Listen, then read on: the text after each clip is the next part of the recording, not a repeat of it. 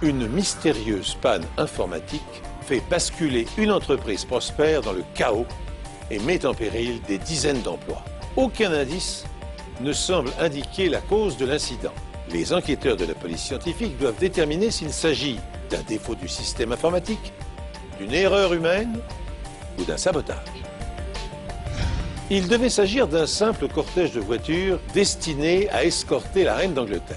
Mais sur cette autoroute à 2 voies menant au parc national de Yosemite, une voiture transportant des agents des services secrets entre en collision avec un autre véhicule. Cet accident cause la mort de 3 personnes. Mais que s'est-il passé et qui est responsable? La clé du mystère se cache quelque part sur cette photo. Bonjour, merci de nous être fidèles. Voici un nouvel épisode des Enquêtes impossibles. Quelques-uns d'entre vous se souviennent peut-être de la nuit du passage à l'an 2000. Une prédiction sans fondement réel avait assombri les festivités, car, à en croire certains, un bug gigantesque risquait de mettre hors circuit la totalité des réseaux informatiques, plongeant dans le chaos les pays les uns après les autres. La catastrophe annoncée n'eut pas lieu. Mais la peur d'une panne planétaire des systèmes et l'arrêt brutal d'Internet continuent de hanter les esprits. Plus de 700 millions d'ordinateurs sont utilisés aujourd'hui dans le monde. Chacun d'entre eux contient des millions de données capitales pour les particuliers, les gouvernements et les industries. Le fait que des millions d'informations soient concentrées dans une petite boîte peut les rendre vulnérables. La société Omega Engineering produit des instruments de mesure de haute technologie destinés à la marine américaine, à la NASA et à des clients du monde entier. Le système informatique dernier cri dont dispose l'usine du New Jersey permet à Omega de fabriquer rapidement sur commande les produits correspondant aux besoins de ses clients. Les affaires sont florissantes et le chiffre d'affaires est en hausse. Mais tout bascule le 31 juillet 1996. Un ou une employée est arrivée vers 8h30 ce matin-là, et s'est installée à son poste de travail comme d'habitude. Il ou elle a voulu se connecter au système, il a démarré l'ordinateur qui, au lieu de se lancer, a indiqué « Restaurer ». L'employé n'a pas compris ce qui se passait, mais restaurer ne semblait pas être nuisible. Il a donc continué, et en quelques secondes, l'ordinateur est tombé en panne. Cependant, le problème ne vient pas de cet ordinateur. Le matériel de production d'Omega reçoit ses instructions d'un serveur qui est le cerveau d'un système sophistiqué pouvant stocker plus de 1000 programmes différents. Ces 1000 programmes avaient pour but la fabrication de 25 000 produits, nécessitant environ 500 000 pièces. Il s'agissait là de la véritable mission de cette entreprise. En quelques secondes, tout le système informatique, autrement dit le centre nerveux d'Omega, tombe en panne. Le directeur de l'usine essaie de relancer le serveur, mais en vain. Les fichiers de haute importance sont régulièrement copiés sur des bandes magnétiques de sauvegarde à partir du serveur. Omega pense pouvoir restaurer les programmes manquants en utilisant cette bande. La copie de sauvegarde était conservée dans un tiroir dans le bureau des ressources humaines. Mais la bande ne s'y trouve pas. Sans programme informatique pour assurer la fabrication, les employés de l'usine n'ont qu'une possibilité, terminer ce qui a été commencé avant la panne. Ils devaient garder les machines en route, continuer à produire, donner du travail à leurs employés, et ce jusqu'à ce qu'il n'ait plus de matières premières. Ils ont tellement gonflé les stocks de ces articles spécifiques qu'il n'était plus justifié de continuer. Ils ont donc fermé l'usine. Le problème de la société Omega, c'est qu'elle n'avait pas embauché de nouvel administrateur de réseau. Leur ancien administrateur de réseau était un employé de longue date, Tim Lloyd. Il travaille désormais pour une autre entreprise. Il avait créé le réseau de cette usine du Sud. Il était à l'origine de tout leur système informatique. Il le connaissait bien puisqu'il l'avait construit. Et il était en plus un ami des dirigeants. Il avait conçu l'ensemble du programme informatique. Il était responsable de ce réseau. Il l'entretenait et assurait sa sécurité. Il en prenait soin. Le directeur de l'usine, Jim Ferguson, fait appel à Lloyd pour résoudre le problème informatique d'Omega. La crise extrêmement grave que subit Omega Engineering pourrait obliger cette société à fermer ses portes. 2 semaines plus tôt, son système informatique contenant les plans de tous ses produits est soudainement tombé en panne. Le temps presse. Si Omega ne parvient pas à remettre son système informatique en marche, elle sera dans l'obligation de licencier. Ce qu'ils ont perdu, c'est leur capacité à fabriquer. Et pour une usine dont c'est la mission, c'est la mort assurée. La cause de la panne qui paralyse la société Omega et risque de l'obliger à fermer ses portes est-elle purement accidentelle ou a-t-elle une origine criminelle? L'histoire de la piraterie informatique ne date pas d'hier. Déjà en 1971, John Draper, connu sous le pseudonyme de Captain Crunch, avait réussi à s'introduire dans les systèmes téléphoniques américains à l'aide d'un sifflet offert en cadeau dans une boîte de céréales. 14 ans plus tard, tandis que Fred Cohen développait les premiers virus pour PC et inventait l'expression « virus informatique », Bill Landress, dit The Cracker, était condamné pour s'être introduit frauduleusement dans des systèmes informatiques, dont ceux de la NASA d'ailleurs, et du ministère de la Défense des États-Unis. Depuis, les alertes au virus se multipliant, concepteurs de logiciels et administrateurs de sites sensibles ne cessent d'inventer des pare-feux pour protéger leurs données. Mais dans le cas qui nous intéresse, Omega n'a d'autre choix que de demander l'aide d'une société d'expertise. Omega fait appel à Chron-On-Track, une entreprise installée dans le Minnesota qui s'occupe de récupérer les données perdues lors de pannes informatiques dans le monde entier. Nous nous occupons de tous les types de stockage de données. On fait appel à nous pour récupérer des données qui ont disparu ou qui sont devenues, pour je ne sais quelle raison, illisibles ou inaccessibles. Bob Hackett fait partie de la police scientifique. Il est expert en informatique. Bob commence par analyser le disque dur du serveur d'Omega. Il s'agit du cœur de l'ordinateur où sont inscrites les données magnétiques. Le disque tourne à 10 000 révolutions par minute. Techniquement, le matériel informatique, c'est-à-dire le disque dur ou n'importe quel composant permettant au système de fonctionner, aurait pu être défectueux. Mais tout semblait en bon état. Le disque est matériellement intact, mais pour retrouver les données, il faut en examiner le contenu électronique. C'est ce contenu qui peut fournir des indices importants.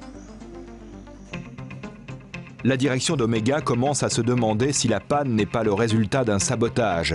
Elle confie donc le disque dur au service secret par mesure de sécurité. Experts en fraude informatique, les agents des services secrets savent qu'en recherchant les programmes perdus, il est possible d'endommager les données du disque. On peut modifier ou écraser certaines informations rien qu'en allumant son ordinateur. Pour la police scientifique, il est impensable d'écrire sur ce disque dur. Les services secrets font une copie digitale très précise du disque dur d'Omega. Ce clone permet à la société On-Track d'examiner toutes les données stockées sur l'original. Les enquêteurs d'On-Track font une découverte étonnante. Il ne reste plus que des codes informatiques fragmentés. La plupart sont incompréhensibles, même pour des experts en la matière. Prenons l'exemple d'une feuille de papier posée sur un bureau. Si je la prends, que je la mets en boule et que je la jette dans la corbeille à papier, c'est comme si j'effaçais un programme informatique. Je peux toujours récupérer cette feuille dans la poubelle, la défroisser et en lire le contenu. Une purge reviendrait à prendre cette feuille, à la passer à la déchiqueteuse et à tout jeter en l'air. Les données d'Omega ne pourront pas être récupérées. Il s'agit maintenant pour les enquêteurs de la police scientifique de déterminer comment et pourquoi elles ont été détruites. Greg Olson, un expert du système d'exploitation utilisé par Omega, analyse le disque à la recherche d'un virus. Un virus altère les données en introduisant son propre code dans le programme en cours d'utilisation. Aucun virus ne pourrait créer ce type de dégâts. Il reste la possibilité qu'un utilisateur ait commis une erreur, qu'il ait tout effacé par inadvertance. Très souvent, on s'aperçoit que la perte de données a été provoquée lors d'une manipulation, c'est-à-dire lorsque des programmeurs ont réinstallé un système d'exploitation ou bien qu'ils ont fait une erreur en reformatant le disque dur. J'ai pu éliminer cette possibilité en examinant le système. Les données ont été effacées trop proprement pour que ce soit accidentel. Seuls les programmes de fabrication les plus importants ont été détruits. Si la panne était intentionnelle, il se pourrait que ça vienne de l'intérieur. Il fallait que la personne sache où se trouvaient ces fameux programmes. Ce n'est pas un gamin qui, tout seul chez lui après l'école, s'est introduit par hasard sur le système informatique d'Omega et a su où trouver ses fichiers. C'est forcément quelqu'un de l'entreprise, une personne qui sait où sont cachées les clés de la forteresse et comment affaiblir l'entreprise. Les services secrets se tournent vers Tim Lloyd, l'informaticien qui a créé le système informatique d'Omega. Il a récemment quitté l'entreprise et travaille désormais pour une autre société. La direction lui a fourni de bonnes références. Ils ont dit qu'il faisait du bon travail. Ils ont affirmé qu'il était techniquement excellent. Ils ne voulaient pas l'empêcher de trouver un nouveau poste. Tim Lloyd, l'ingénieur qui a conçu le système informatique d'Omega, peut-il être soupçonné d'avoir placé une bombe à retardement dans les mémoires numérisées des serveurs de l'entreprise? Les enquêteurs s'interrogent. Mais ayant quitté la société 3 semaines avant la panne, Lloyd n'avait plus accès aux bâtiments et au matériel sensible.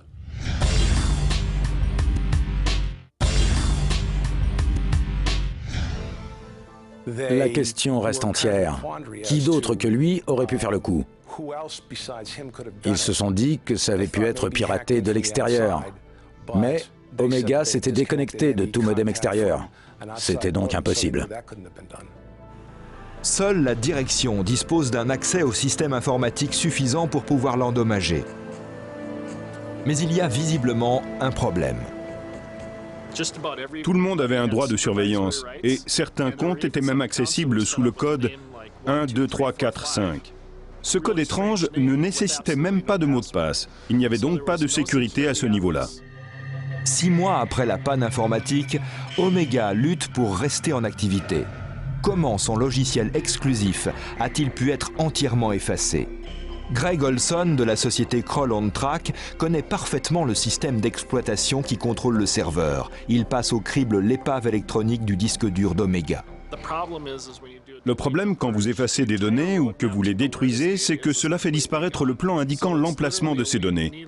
On cherche donc une aiguille dans une botte de foin.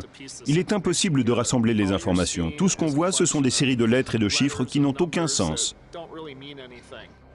Olson s'en remet à un logiciel sophistiqué pour l'aider à trouver des commandes suspectes.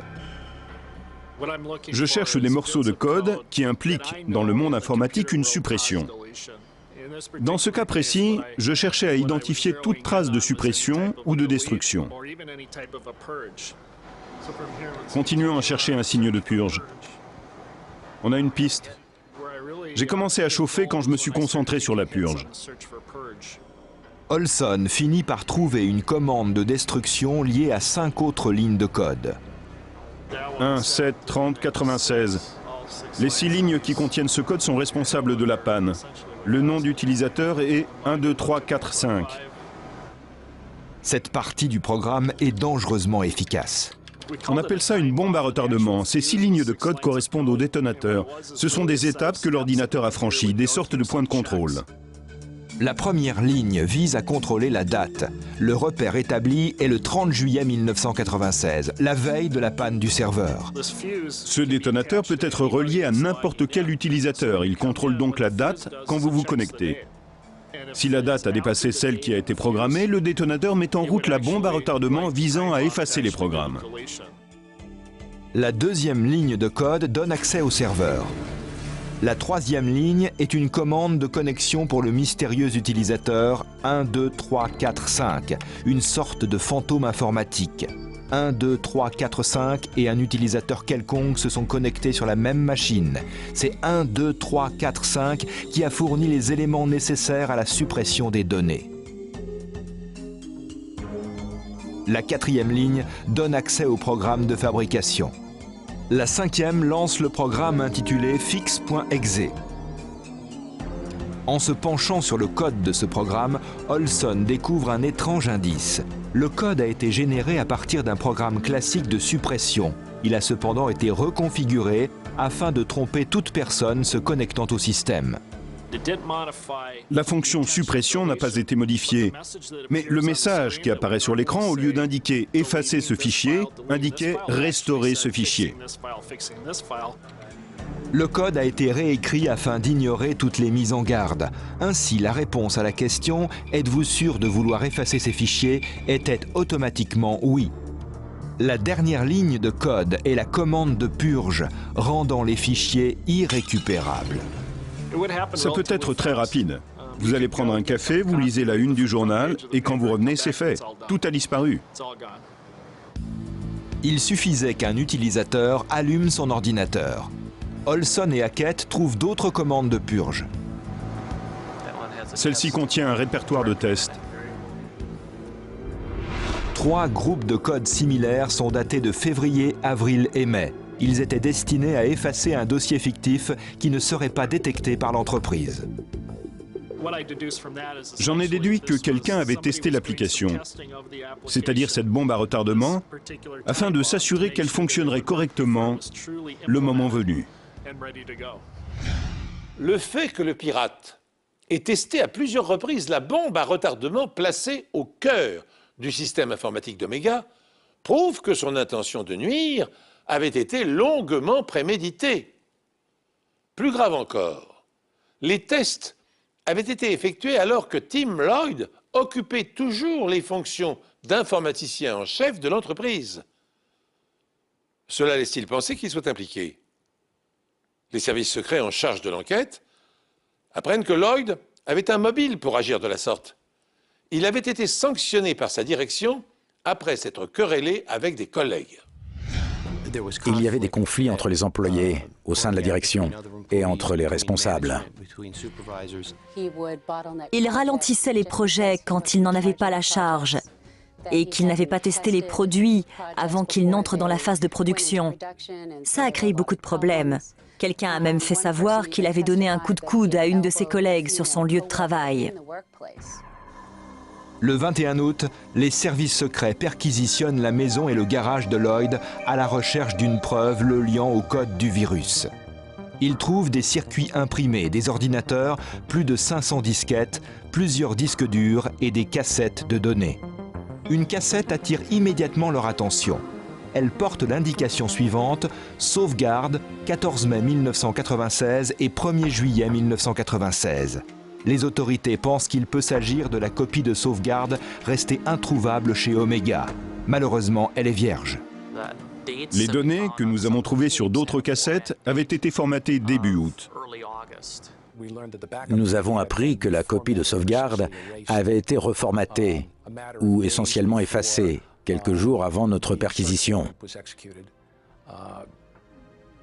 Il nous fallait alors essayer de trouver des indices supplémentaires pour prouver que Lloyd était coupable.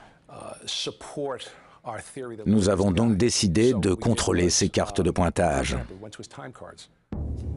Les cartes de pointage de Lloyd montrent qu'il a travaillé tard certains jours, en février, avril et mai. Il s'agit à chaque fois des jours précédant les tests. Hackett et Olson découvrent une copie de la bombe à retardement sur un des disques durs de Lloyd. Ils ont trouvé chez Tim les mêmes lignes de code que celles que la société OnTrack était parvenue à rassembler sur le serveur endommagé, et elles étaient intactes. Une loi fédérale relativement récente punit les sabotages informatiques affectant un ordinateur voué aux échanges commerciaux nationaux et causant des dommages supérieurs à 5 000 $. Le procureur général du New Jersey affirme que la panne informatique a anéanti la société Omega Engineering. Elle a engendré 10 millions de dollars de manque à gagner, coûté 2 millions de dollars pour la reprogrammation et provoqué 80 licenciements. La société aurait sans doute subi moins de dégâts s'il avait utilisé une vraie bombe. L'état du bâtiment importe peu quand vous avez perdu toutes vos données. Il s'agit de criminalité en col blanc, mais c'est un crime grave. C'est un crime non violent, mais on ne peut pas savoir ce qui se passe chez ceux qui perdent leur emploi.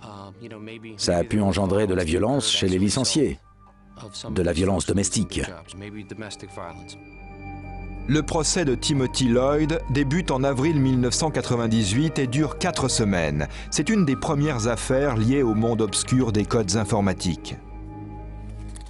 Comment voulez-vous qu'un avocat qui n'a pas été confronté à des expertises techniques jusque-là s'imprègne de données très pointues et les explique à un jury? Il n'a pas d'empreinte digitale à lui montrer.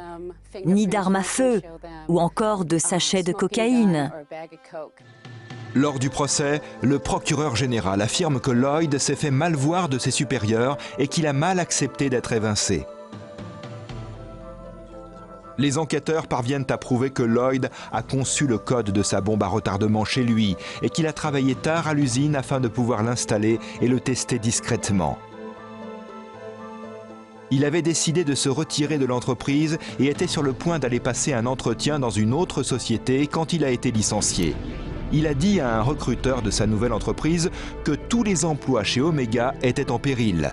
Il a fait cette déclaration le 31 juillet, le jour où le système informatique est tombé en panne. Comment aurait-il su pour la bombe à retardement? Ce jour-là, personne, même chez Omega, n'en savait rien. Il pensait avoir un problème informatique, c'est tout. Mais le fait qu'il parle de tous les emplois, c'était un élément important, une information que les membres du jury prendraient en compte. Les fragments de code que les experts en informatique ont trouvés constituent la preuve la plus incontestable. Pour détériorer le matériel de la sorte, effacer et détruire toutes les données sans que personne ne s'en rende compte, et avec une telle rapidité, il fallait vraiment être très calé. Il n'était plus là. En réalité, son licenciement l'arrangeait. Il s'est sans doute dit qu'on ne remonterait jamais jusqu'à lui.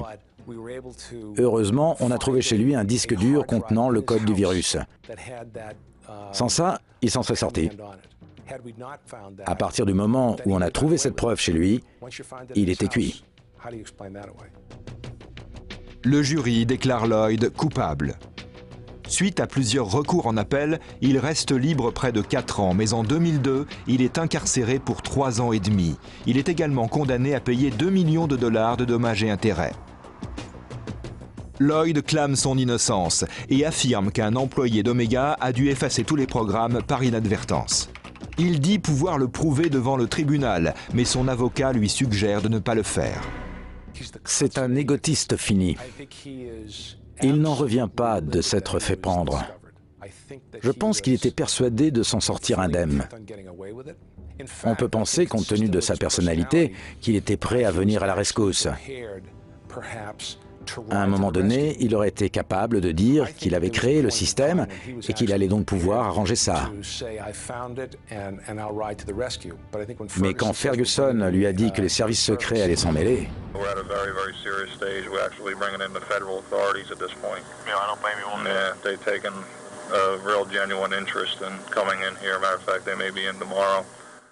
je pense que ça a changé ses projets. La société Omega Engineering ne s'est jamais complètement remise de cette panne, mais l'usine tourne toujours. Quant à la société Kroll On Track, elle a été récompensée par les services secrets pour avoir joué un rôle capital dans une affaire concernant un nouveau domaine de l'égalité. C'était intéressant pour la bonne et simple raison que nous traitions là une des premières affaires du genre. La société Omega a fait beaucoup d'erreurs sur le plan technique, mais ses plus gros ennuis ont été liés à des facteurs humains. Ils faisaient confiance à Tim.